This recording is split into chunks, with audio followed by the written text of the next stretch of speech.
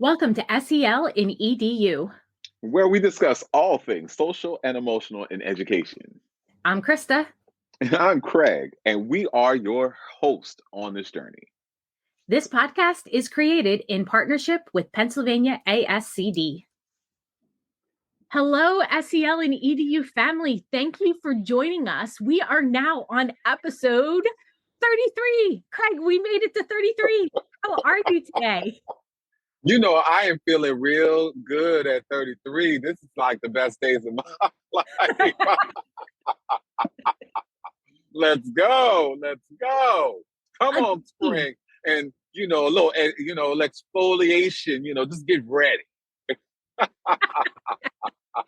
I like this. Yes, it's very much around self-care and taking care of ourselves, looking at the spring coming up. You're going and moving and shaking from place to place.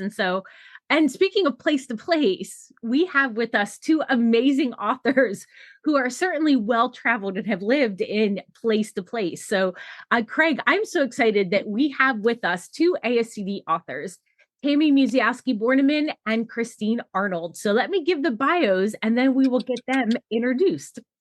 So Tammy Musiasky-Borniman is an international education advisor, teacher coach, and classroom teacher who has taught and led in Singapore, New York City, and Edmonton, Canada. She is past president of ASCD Emerging Leaders Alumni Affiliate, and she is actually our current interim executive director. Actually, not interim, you're just the executive director now. Mm-hmm. Yes, she values simplicity and clarity and has created a coaching model centered on the idea of coaching teachers in short, flexible, and focused chunks of time with personalized content. Musiasky-Borniman has contributed content to ASCD In-Service, ASCD Express, Illinois ASCD's newsletter, EdWeek teacher blog, and Achieve the Core about student engagement, inclusion, agency, and ways to develop classroom and school culture. With us, we also have CY Arnold. She is an Australian educator working both at home and abroad. She has worked in Australia, Japan, Singapore, and Belgium as a teacher, coach, mentor, co-teacher, coordinator, tutor, and supervisor from early childhood education to adult education in the university sector. Her dedication to the field of education has led her to serve on the board of the Singapore chapter of SENIA, SENIA. I hope I pronounced that correctly. I'm getting a nod here. And she has published educational articles and presents at various international and Australian conferences. Her interests in education include exploring research-based pedagogy and practice, inclusive education, quality early childhood education, inquiry, and promoting well-being for our students and teaching colleagues. Welcome, Tammy and Christine. We are so happy to have you both with us. Thanks for having us. Thank you for having us. Very nice to be here. I think one of the first things I would love to ask you about is tell me about how you both met. I mean, I know that you have some crossover with some of the locations that you've worked in, but how you met and what led you to international education? Yeah, definitely. We met in Singapore. We happened to start teaching at the same school in Singapore, and our classrooms were right next to each other. So we were kind of in this onboarding team together doing the same orientation, and the two of us, along with a couple of other people, just clicked straight away. And being right next to each other, we were always talking and communicating. We ended up having like breakfast before school together every day and just became a really tight-knit team. And just for myself, how I got into international education, I taught in Australia before I left. And I happened to work with another lady who worked overseas, and she was like, you've got to do it. You will love it. The international schools are the place to be. And so I looked into it thinking like, oh, I'll just go for 2 years and come back again, and never went back again. So yeah, it's definitely a great place to be. So my entry into international education was actually supposed to start sooner than it did. I applied for a teaching position in England, actually, and got my visa all sorted out, and then decided not to go. It wasn't the right time, just, budget wise, and I wasn't quite ready to enter international teaching yet. But I did a pretty big change moving from Edmonton, Canada to New York City. I realized how much I had to speed myself up a little bit once I changed that kind of culture. So I moved in 2006 because in Edmonton, there's never really a teacher shortage in Canada. And so I was looking for something more permanent. So I moved to New York City and then spent a number of years there and then moved to Singapore after that. And now, though, I'm back in the US on in the Pacific, middle of the ocean. And so I've been doing some work here the last couple of years. So it's been lots of fun moving around and meeting teachers in different places. Yeah. And even more specifically, you're in Hawaii, the Big Island. I sure am. Yeah. And it's gorgeous there. And you were talking about culture and just moving from Canada to New York City, but looking at all the countries that you've been in, you really do need to be adaptable and flexible. And I think one of the things that I admire about both of you is that you really embrace and learn about the cultures that you're living in. And I'm wondering if you could speak to that and then maybe how that led to the creation of your book called The Minimalist Teacher. Sure. Yeah, absolutely. I went from Australia, which is, very focused on, or it was at the time, maybe it's changed now, I don't know, but it was, very focused on this whole child idea. And, the parents were always asking, do they have lots of friends? Are they good at sports? And then went from there to Asia, where it was very, this academic focus, really wanting the students to be high achieving. But within the international school, of course, I had, families from all over the world with their own values and their own ideas and things like that as well. So I think, you do have to learn very quickly that you are surrounded by differences.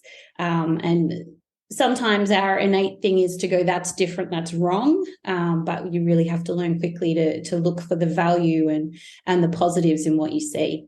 And I think, leading on from that, going into minimalism, part of the moving around everywhere is considering, how much you need to take with you and what is valuable to have with you as you move around the world. And I think that was a big foundational point for us thinking about minimalism and living that experience of what is valuable, what isn't actually needed, and not just, is nice or a want. I'll let Tammy take over from there. Yeah, sure. I feel like just as Christine was talking, I was thinking about like the kind of need to know things too, right? So when you're moving between places, what are the things mentally that I need to kind of stow away for now as I'm learning a new culture?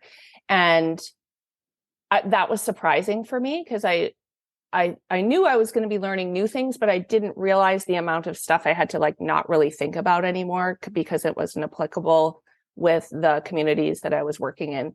And that for me, I think was something that always comes to mind is the beginning of our first school year in Singapore in particular.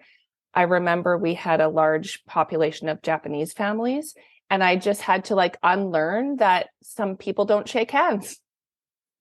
So something simple like that, like I don't need to extend my hand because that's not what's part of someone else's culture.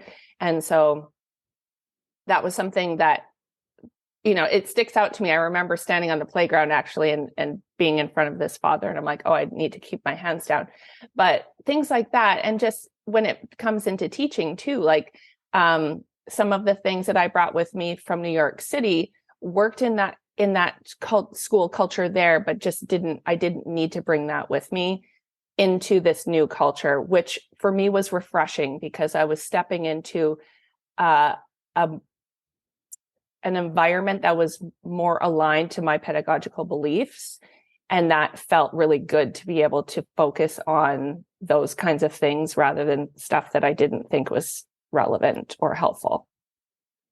Yeah. Well, I'm curious for both of you at this time, what's the state of education? What are teachers talking about in the places where you are? Right now, there's a bunch of things, actually. Something that's come up in the news that directly relates to health and safety is the town that I live, or not even the town, the village that's up the hill from us is really having some health issues with pests. And so like there's been teachers and families that are protesting the DOE because it's not healthy and safe for teachers and, well, anybody in the building. And so that really comes to mind when we're living in this kind of environment, because it's a fairly rural island, like you have some fairly secluded areas. And so getting resources to people, sometimes a challenge to meet needs. And when we're talking about meeting the needs of our communities, those are the basic ones, right? Like we need our students and teachers to feel safe in the environment that they're in. And of course, this is not all schools. This is literally one school on our island, but we're a big island with not a lot of schools. So it makes the news, right? It's a statewide thing that's being talked about.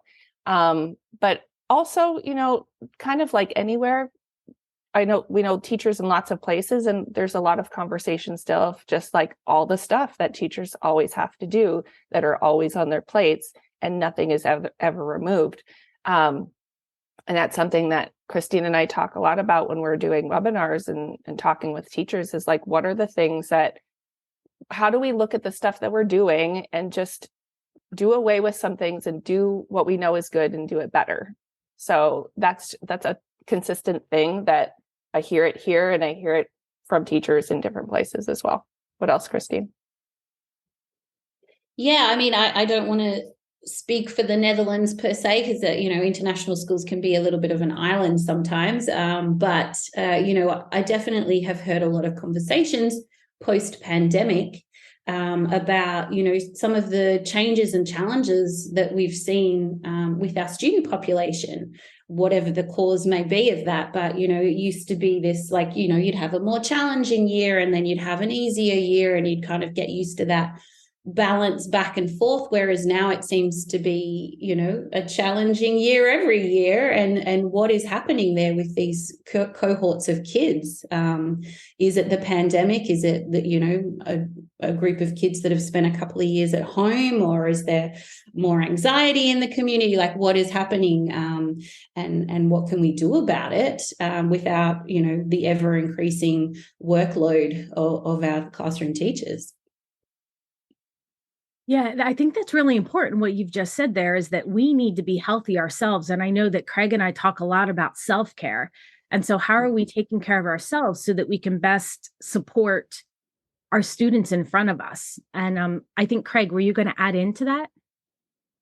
Well, I was just going to, I guess, lean into a wonderful book that should be, kind of a Bible for so many, or a canon for so many educators globally. And so, in the midst of, or just as part of the backdrop of what you just shared about what some of the educators in your communities are talking about and are facing, I know I'm in a KA community as well. And, a lot of educators are exhausted. It seems as if the number of tasks are, innumerable. Our students come with a lot of needs. Some of it is trauma informed. Some of it is, some level of insecurity, whether or not it's housing insecurity, unemployment, a host of things that they're managing. And people talk about us being post-pandemic because we're not wearing masks, but we've not really experienced the level of healing that is necessary to say, okay, we're years beyond this.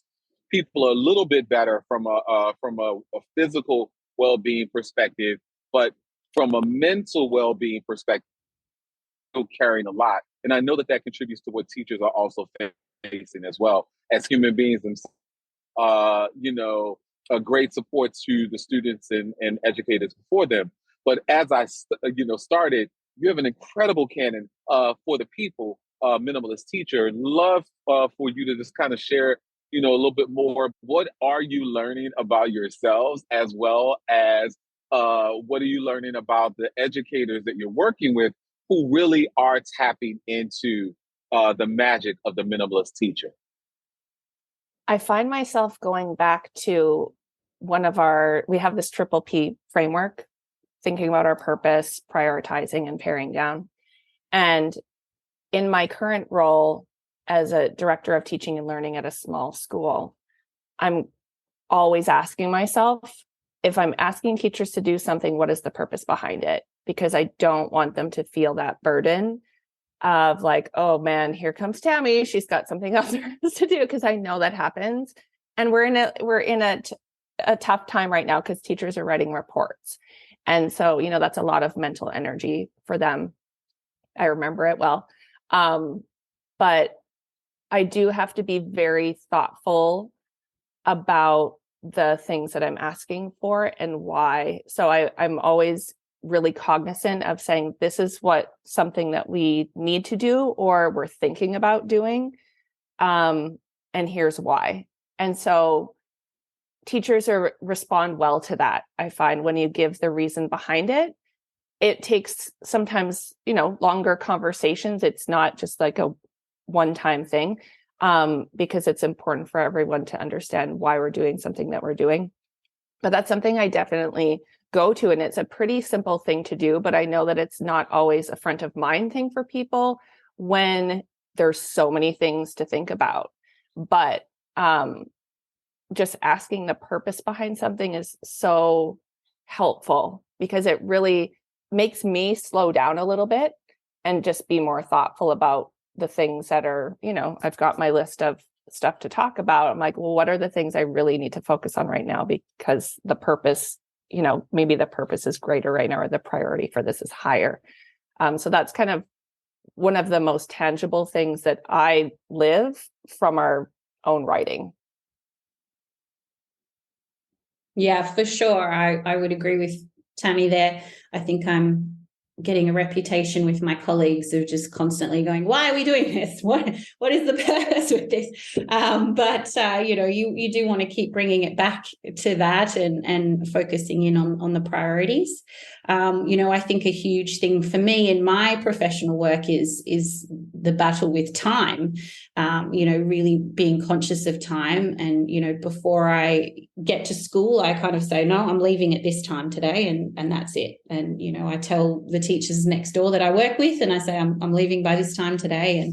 And I really try and stick to my guns, and have that boundary there of not taking things home and things like that.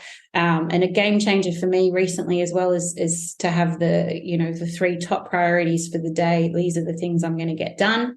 The work list, the to-do list for teachers is never over. It's never done. But if I can pick a couple of things that I definitely want to achieve in my day, it really does help me feel like I've succeeded and I've done something efficient that day.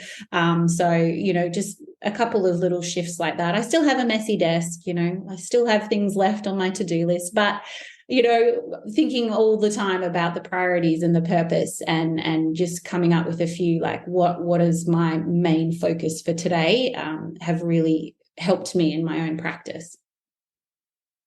And what I'm hearing, not just in this conversation, but from knowing your day-to-day lives, is that you live this not just in education, but you're saying it's a framework of philosophy that it seems to me that you've just taken on. And so it's not just in education, but it's in how you interact with people and your personal lives as well. And so you've talked about the purpose and the prioritization. And then there's the paring down piece. And that's something that I will fully admit, even to all the SEL and EDU family out here, Tammy helps me with on a regular basis, and with the prioritizing.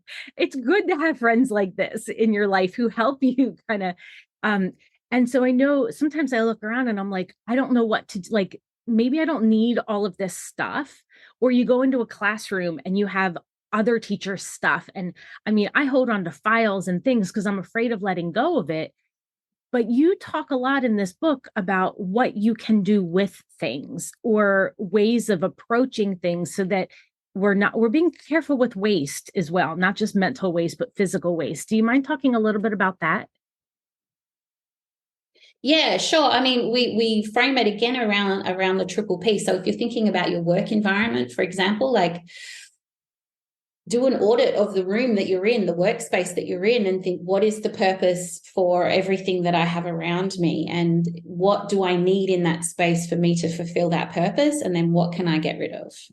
For my room that I'm sitting in right now, I've got a chair over here. What do I need for that chair? It needs to be comfy so I can sit and read and, have my little coffee tray next to it and things like that. So everything else can go. I don't need anything else in that space. Really following that triple P again to help you declutter and get rid of things. And I know it can be really tricky. People have, emotional attachments to objects, and it can be really, really challenging. But doing little tricks for yourself, like put the things that you're not sure about in a box, put a date on it. And then if you have not needed to open that thing for that amount of time, you don't need it anymore and you can get rid of it. So you can, form these little habits to help you, assist you in getting rid of things that you're not sure whether you need or not. Something that we often talk about too is because we all have spaces that we need to be in, right? So if we're thinking about a workspace, this is a kind of an easy entry point for people if they're thinking about minimizing what they have in spaces. But just start with one spot, like maybe it's one cupboard that you are afraid to open, and that's the daunting spot. But maybe that's the door that you open literally to just kind of get started. If you're thinking about bringing in a minimalist approach into your physical environment, we're not saying like don't have anything in it at all, right? We're saying, what are the things that add value for you when you're in that space? So that's why as a teacher, usually you don't have all your stuff out all year long because you don't need it all at the same time. And so that's why cupboards need to be organized so you can shift things in and out easier. And if you have a bunch of stuff in there that's been living there for 20 years from another bunch of teachers, you really have to get rid of it because we know there's no use for it. There's no value. It's just taking up physical space, and that's stressful. So one of the things that I'm curious about was there's a couple of anecdotes. Krista and Tammy, you all had this wonderful device that I got introduced to last summer called the Remarkable.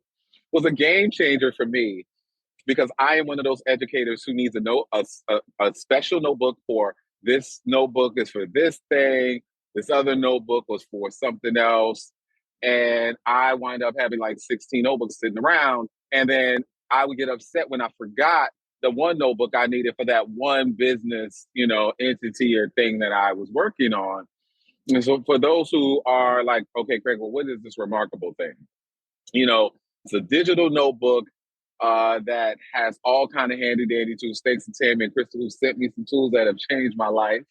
But it has the ability for to sync to your computer. You can tag things on your notes, and there's different templates, so you can run calendars and all. This was a game changer for me.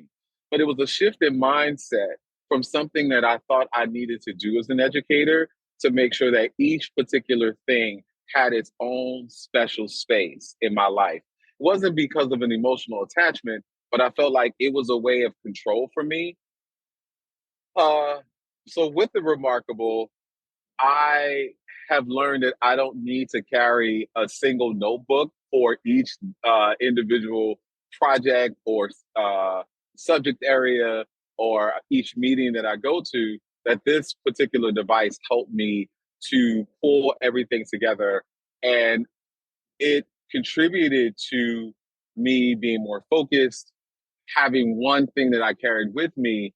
But one of the, I believe, life lessons that I took from both of you that I really still hold dear is about sustainability of your soul and spirit.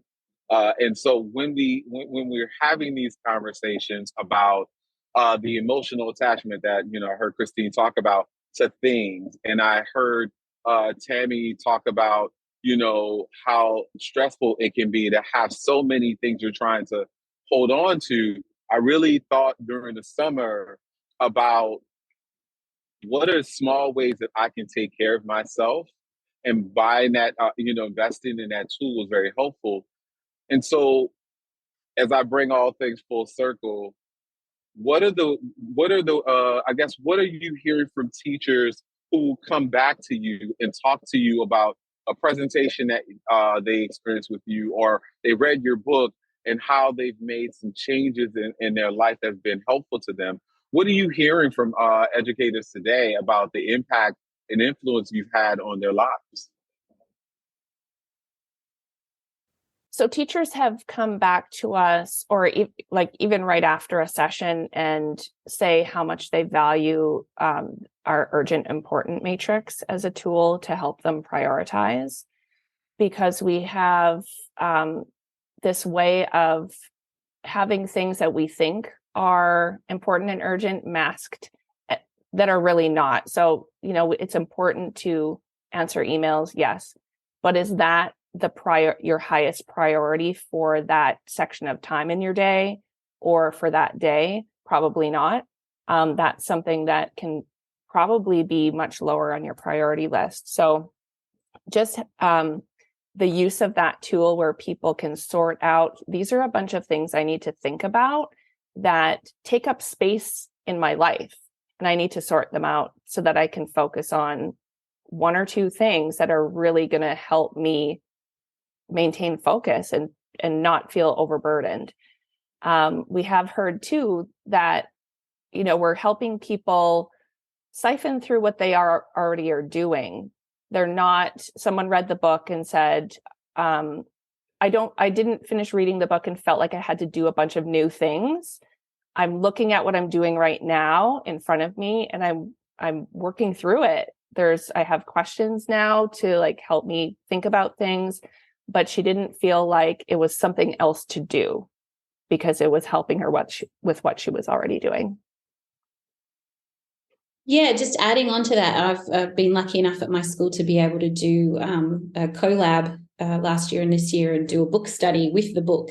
And both groups that I've done it with have separately and independently expressed how they feel it's like group therapy coming along and doing the book study. So it's really brought home to me that teachers may not always feel listened to, or like their lived experience is understood. They don't get a chance to air what's going on with them and how they're feeling about their profession. And so I think, giving people an avenue in which to talk about it and feel validated, and like maybe they have some tools to action to make some changes, I think has been a really big one with the people, my colleagues at my school. I really appreciate here then there's these actionable tools within the book, but then the fact that the book can be read and discussed collaboratively is a tool in and of itself, because you can talk through and I'm not the only one. And hearing Craig talk about the remarkable had me thinking back to a process that I now use that, Tammy, you developed and created something that you would put up on your website for free. And I don't even know if you remember this, but every Sunday I sit down and I write all the tasks that I have to do for the week. And then I fill in my schedule in the remarkable, and I divide those tasks up into the days when I need to have them done. And right now, I'm sitting in a spot where I didn't really do that this week. And I don't really know. I know I have a list, but I don't really know what's urgent and what's important. And after this we're done recording, I need to go figure that out, because I don't know where to start right now. And so I haven't really started anything. You kind of get frozen. But this is a routine that I have every Sunday that really helps me be more efficient. And I would not have devised that on my own, but in sitting down and having these collaborative conversations and oh, this is what works for me. So we're ultimately talking about making our lives better and more efficient and happier and more fulfilling when we're looking at what do we need and what's important. And so I think sometimes there's that misconception about minimalism. Well, you're just getting rid of everything and living without anything. And I'm seeing some head nods there. So thank you for that, for those tips and the tricks and the strategies, and just putting your experiences into this book. And I think, again, I mentioned that it's very meaningful because you fully embrace and live this. This wasn't something you're like, well, what's something that's a hot topic that like this is a lifestyle and a mindset, like Craig had said. Yeah. And I think it's important, as you were talking about your routine on Sundays, right? It's important to remind ourselves and just be really aware that you can change your routines too. So you don't have to be like pigeonhole yourself into like, this is when I'm going to do this and this is when I'm going to do this. That's not realistic and also very stressful. That's something that stresses me out when I think that I like have to really commit to like one thing and just do that all the time. It's important to be aware of when you need to make those changes in those kind of routines. So if you tried out, a prioritization tool and it's working great for a month, but then you're like, oh, I find myself slipping, you have to be aware to recognize why that is and what's the small change that you can make so that you can get back into a routine of, wanting to be efficient and being productive and finding value in the things that you're doing. So it's important to recognize that. I'm curious, what do you consider to be your superpower at this time? I love the looks. This is the awesome question. I always say that, Craig, when you mention that. And I knew that this is a question that Craig asks, and I still feel unprepared. It's a really hard question. Christine, are you ready to answer? Well, yeah, I mean, I did not know this was coming, so I am in shock here. I'm just going to say the first thing that pops into my head. I think my ability to see things from other people's perspective. I think that has, I've had a lot of emotions in my life. I've been a very emotional person, and at certain points of my life, I've thought it was a weakness. But as I'm getting older, I'm realizing that it is a strength to be able to sort of have that empathy for other people and their situations. So I'm going to go with that one. That's a good one. I like it. For myself, I think one of my superpowers is that I remain fairly calm in even stressful situations, and that other people recognize that in me too. We did an activity at a training that I was doing a couple of weeks ago, and that was overwhelmingly a word that came up about me, like serenity and calmness. And I'm glad people see that, because I do feel that often, even though it's not always what I think what's going on in my head, right? But outwardly, I try to remain calm, because I know that there's a lot of stressful things in life and in education, and getting overwhelmed by things that I can't control is not worth it, right? Like it's hard to kind of put some of those things to the side and just think about, okay, this is what I can control. This is what I'm going to focus on. So I'll try to be calm about it as much as possible. And one of the reasons why I asked that question is it's sometimes daunting to think of yourself and think, okay, I am actually doing something of influence and impact in the world, and what might be the story and legacy that people are carrying with them about your example or your presence. And I think that it's always important to remind yourself that you too are making an incredible difference. Both of you are powerful beyond measure, because you chose to share anecdotes, stories, tips. You opened up your classrooms, to other people. And not everyone is willing to do that. And so I am really grateful that both of you have chosen to do so. And look at how the world is a better place because of it. Thank you, Craig. That's lovely. I think I'm going to record that as my morning affirmation. Thank you, Craig. That was amazing. That's what we do. We have to uplift and keep our hearts connected. That's the heart work.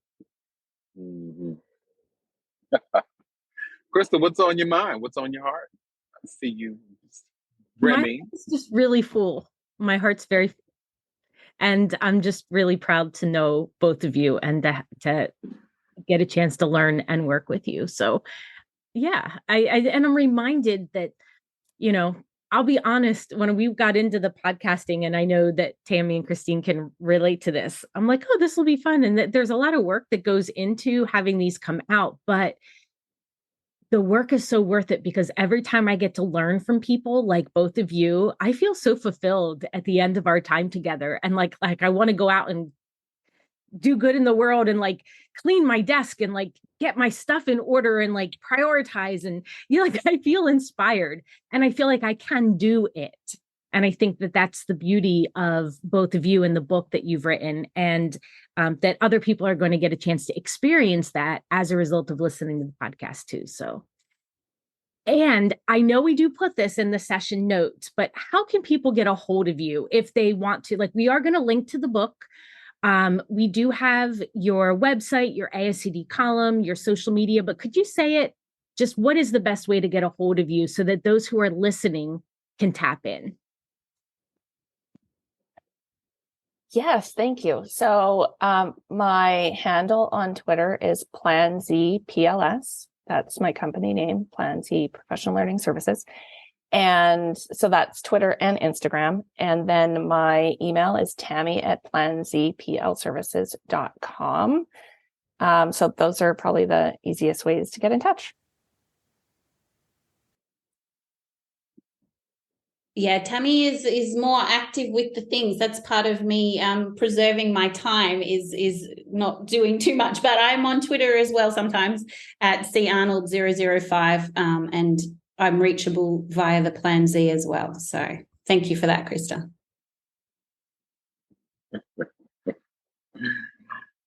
All right. Well, it has been an incredible, incredible conversation. So if you, SEL and EDU family, have not gotten a copy of The Minimalist Teacher, you gotta get on it. Check out our resources. You gotta make sure that you get 2 copies. Don't just get one. Get one for you and get one for a friend, because that is a gift that keeps on giving. And until we meet again on this podcast, where we just want you to hold you and someone you love dear real tight. And we got the spring coming, baby. Yes, we do. Hold tight and make sure you stand and love and lead and teach in the light. We love you. We look forward to talking to you again soon.